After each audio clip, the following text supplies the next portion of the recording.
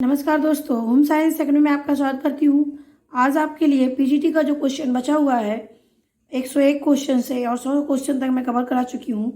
तो आज आपका ये 25 क्वेश्चन कवर कराऊंगी और इसके पहले इसने नहीं देखा है वीडियो, वो जा करके देख लीजिएगा। ये पीजीटी के जो सिलेबस बेस्ड मैंने बनाया है वहाँ पर आपको इसका टॉपिक मिल जाएगा। तो आइए इसमें 101 जो नंबर है उससे क्वेश्चन को शुरू करते हैं। देखिए, इसमें यहाँ से क्वेश्चन मैंने 100 वाला क्वेश्चन शुरू किया था। यहाँ पर मानव दूध में विटामिन का अच्छा स्रोत जो होता है विटामिन ई होता है, यहाँ पर जो ऑप्शन दिया गया था और इसका सही भी है विटामिन ई, और कुछ लोगों का कमेंट भी आया था। तो आज यहाँ पर शुरू करते हैं। भोजन जिसमें संतृप्त वसा, ट्रांस वसा, कोलेस्ट्रॉल और परिष्कृत शर्करा कम होती है वह उन्नत रक्त को, अब देखिए लिपिड स्तर को, इसको फैटी जो लेवल होता है फैट का उसकी, यानी जो हमारा लेवल होता है वसा रक्त को नियंत्रित करने का काम कौन करता है? लिपिड स्तर करता है। कौन करता है? लिपिड स्तर करता है। देखिए, अ diet low in saturated fat, मैंने आपको पढ़ाया था सैचुरेट का मतलब जो आपके नुकसानदेह होता है, और अनसैचुरेटेड का मतलब जो आपका ऑयल आता है वो अनसैचुरेटेड में आता है। जो घी और आपके जो डालडा है वो सैचुरेटेड में आते हैं। तो a diet low in saturated fat, trans fats and cholesterol and refined sugar levels to control elevated blood, यानी ब्लड में मात्रा को, यानी जो एक तरीके से उन्नत रक्त को नियंत्रित रखने के लिए क्या होता है? लिपिड का स्तर। लिपिड का स्तर क्या होगा? इसमें से जब डाइट लो होगी, कि क्या चीज़ लो होगी? सैचुरेटेड फैट लो होगी, ट्रांस फैट, ये सारी चीज़ नुकसानदायक है। कोलेस्ट्रॉल और रिफाइंड शुगर, जैसे हम आपका चॉकलेट हुआ या और जी, रिफाइंड का मतलब शुगर पे और प्रोसेसिंग करके जो चीज़ बनाई जाती है उसको रिफाइंड शुगर बोलते हैं, जिसमें शुगर को ऐड किया जाता है। तो इसमें जो हमारा स्तर है उसका लिपिड का, उसको कंट्रोल करने के लिए रक्त में जब हम लिपिड स्तर हमारा कम होगा, कौन सा लिपिड स्तर? ये सैचुरेटेड फैट वाले, ट्रांस फैट वाले, तब हमारा क्या होता है? उन्नत रक्त को नियंत्रित करने में वो सहायता देते हैं। अब आते हैं नेक्स्ट क्वेश्चन की तरफ। क्वेश्चन हमारा है, एक रोगी की निश्वासित वायु में होता है, अब देखिए यहाँ पर क्या है कि जब व्यक्ति निकालता है वायु को, contains more the expired air of a patient contains more of, अब देखिए इसमें क्या होता है?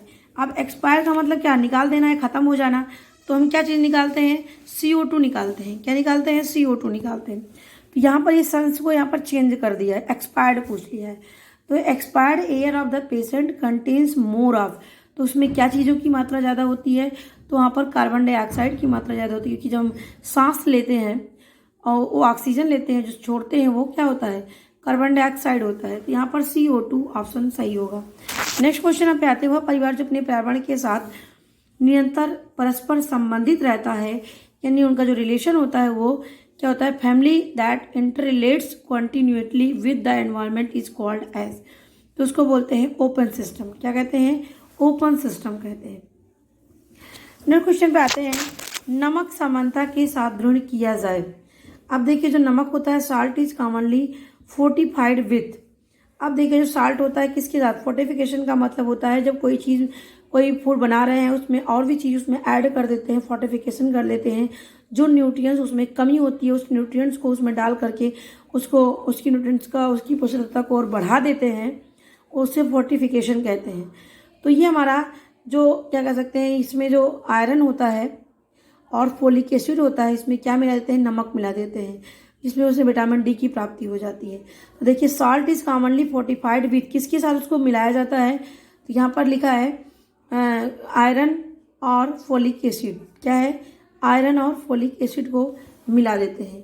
तो इसका जो ऑप्शन जाएगा क्या होगा? वो बी होगा। क्या है? बी है। नेक्स्ट क्वेश्चन पे आते हैं। नेक्स्ट क्वेश्चन हमारा, किसके अनुसार नैतिक विकास के 2 चरणों में होता है? नैतिक विकास जो 2 चरणों में बांटा गया है, किसके अनुसार? तो जीन पियाजेट के अनुसार है। मैंने पियाजेट की जो थ्योरी है सब मैंने अच्छे से बताया है। आप बाल विकास की थ्योरी में जाएंगे, वहाँ पर आपको इसकी पूरा मिल जाएगा, इरेक्शन की, पियाजे की। तो किसके अनुसार नैतिक विकास के 2 चरणों में बांटा गया नैतिक विकास को?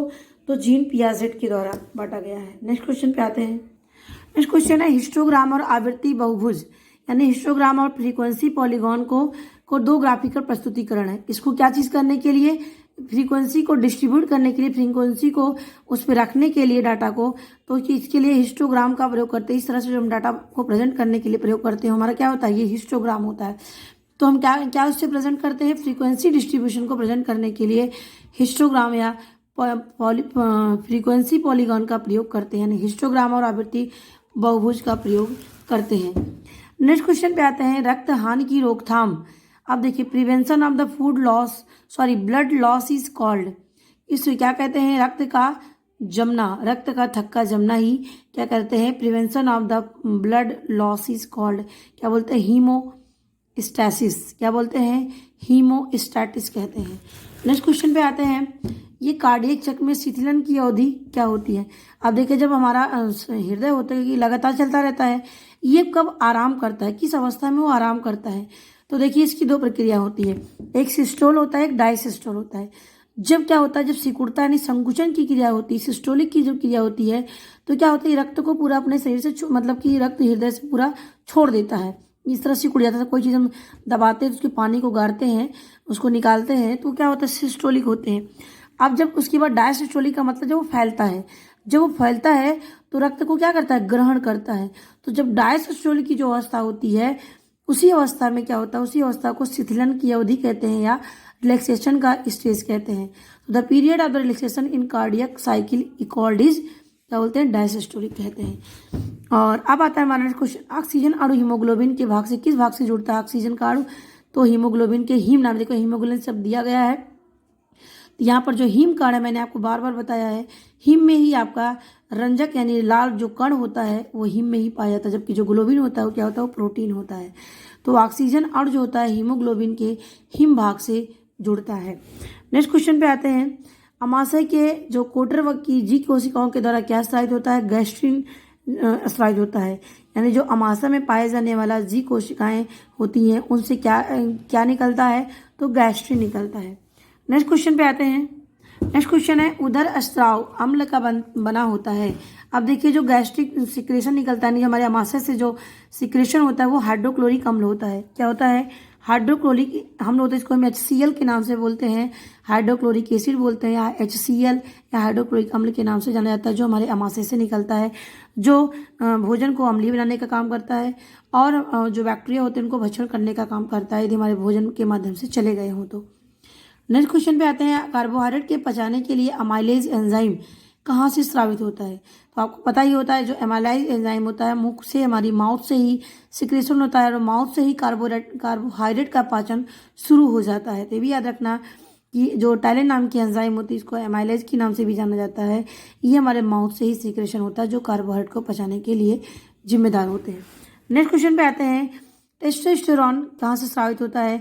तो देखिए, जो टेस्टोस्टेरोन ये पुरुषों के जो सेक्स हार्मोन होते हैं वहाँ से ये टेस्टोस्टेरोन हार्मोन निकलते हैं।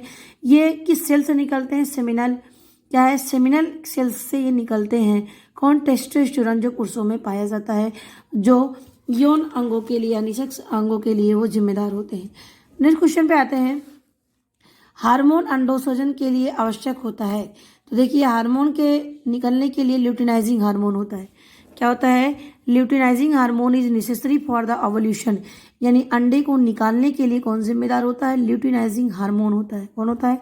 ल्यूटिनाइजिंग हार्मोन होता है, जो अंडा जब बन जाता है उसको अंडों को निकालने के लिए प्रक्रिया जो होती है, हार्मोन लगता है, वो ल्यूटिनाइजिंग हार्मोन होता है। नेक्स्ट क्वेश्चन पे आते हैं, मासिक चक्र का समय क्या कहलाता है? अब देखिए, जो मासिक चक्र का समय होता है उसको मीनार्की कहते हैं। जब शुरुआत होती है MC की, उसको मीनार्की कहते हैं, जब खत्म होता है उसको मीनोपॉज कहते हैं, और मेंस्ट्रुएशन साइकिल जो हर महीने चलता रहता है उसको मेंस्ट्रुएशन साइकिल कहते हैं। तो मेंस्ट्रुएशन साइकिल की क्या कहता है? टाइम जो शुरू होता है उसका जब समय आता है उसी को ही मीनार्की शब्द के नाम से जाना जाता है।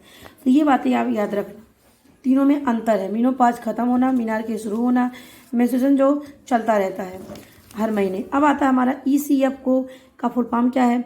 एक्स्ट्रा सेलुलर फ्लूइड होता है। क्या है? एक्स्ट्रा सेलुलर फ्लूइड, इसी को हम ECF के नाम से जानते हैं। नेक्स्ट क्वेश्चन पे आते हैं, देखिए नेक्स्ट क्वेश्चन हमारा है, सिंथेसाइज लिपिड्स इन सेल्स, यानी इसमें कौन सा होता है जो सिंथेसाइज करता है लिपिड्स को, किसमें? सेल में। तो हमारा क्या होता है? ये क्या होता है? ये स्मूथ एंडोप्लाज्मिक रेटिकुलम होता है। क्यों? क्योंकि ये क्या होता है, जो वसा के अणु होते हैं वसा के अणुओं को बनाता है कौन? ये हमारा स्मूथ एंडोप्लाज्मिक रेटिकुलम, जिसको SER के नाम से भी जाना जाता है, SER के नाम से जानता है, याद रखना। ये क्या आता है? वसा के जो अणुओं को सिंथेसाइज करने के लिए काम जिम्मेदार होता है। और ER क्या होता है? राइबोसोम्स उपस्थित होता है इसमें, SER में। इसके साथ साथ ये जो हमारा साइटोप्लाज्म होता है और केंद्रक में एक नेटवर्क का काम करता है, यानी प्रोटीन को परिवहन करने का भी काम करता है। कौन? Endoplasmic reticulum. तो ये याद रखना कि जो वसा को सिंथेसाइज करने के लिए SER जिम्मेदार होता है।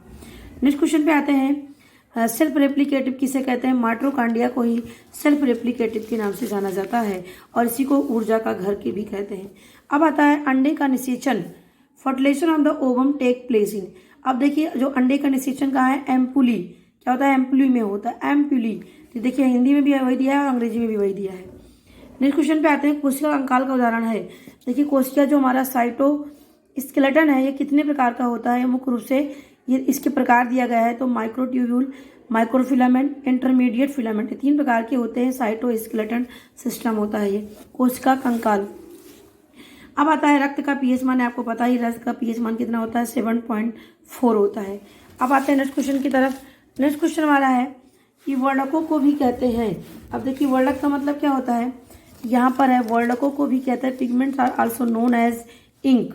इंक भी क्या एक तरीके से रंग होता है, कलर होता है। तो वर्णकों को इसमें क्या चीज़ से जाना जाता है? तो उसको स्याही, स्याही किस में आता है? पिगमेंट में आ जाता है। तो ये चीज़ें आप याद रखिएगा। अब आता है नेक्स्ट क्वेश्चन बाद आगे जो रेशों की संपूर्ण लंबाई में फैले होते हैं उन्हें क्या कहते हैं? तो देखिए उन लोगों को रैप, WRAP रैप कहते हैं। तो वह धागे जो रेशों की संपूर्ण लंबाई में फैले होते हैं उन्हें रैप धागे कहलाते हैं, जो पूरी लेंथ वाइज में फैले होते हैं। अब आता है हल्के मान बनाने के लिए रंग में सफ़ेद, यानी लाइट कलर को लाइट करने के लिए, हल्का करने के लिए क्या प्रयोग करते हैं? टिंट का प्रयोग करते हैं। और डार्क करने के लिए प्रयोग करते हैं शेड प्रयोग करते हैं। याद रखना टिंट माने सफ़ेद रंग मिलाते हैं और शेड मतलब काला रंग मिलाते हैं। जब किसी कलर में सफ़ेद मिलाते हैं तो वो हल्का होता जाता है, जब किसी में काला मिलाते हैं तो गाढ़ा होता जाता है। तो हल्का करने के लिए टिंट होता है। तो हल्के मान बनाने के लिए रंग में सफ़ेद मिलाना ही क्या कहते हैं? टिंट कहलाता है। गाढ़ा मिलाना शेड कहलाता है। लास्ट क्वेश्चन हमारा है पत्तों की श्रृंखला जिसे एक समुचित क्रम में प्रस्तुत करने पर पूरी कहानी बताते हैं। देखिए क्या? Series of card. इसी से आप याद रखना series of card. Series of card क्या होता है? Which when presented in proper sequence tell a complete story. देखिए स्टोरी किसने बताते हैं? ये मैंने आपको बताया फ्लैश कार्ड होता है। क्या है हमारा? फ्लैश कार्ड होता है, जो संपूर्ण एक तरीके सीरीज होती है कार्ड की और इसमें किसी स्टोरी को स्टेप बाय स्टेप बताने का काम करते हैं। तो ये चीज़ें हो गई हमारे यहाँ पर। पूरे टॉपिक को कवर कर दिया। 125 क्वेश्चन थे, ये 5 सीरीज में मैंने इसको लाया और इसको डिटेल देखना हो मैंने आपको बता दिया है। PGT का जो सीरीज़ है वहाँ पर जाइएगा। इसका और भी स्टेप बाय स्टेप मैंने कहने का मतलब है कि आपको 20 से 25 क्वेश्चन ला कर मैंने इसको ख़त्म किया है। तो ये हमारी वीडियो देखने के लिए आपको धन्यवाद।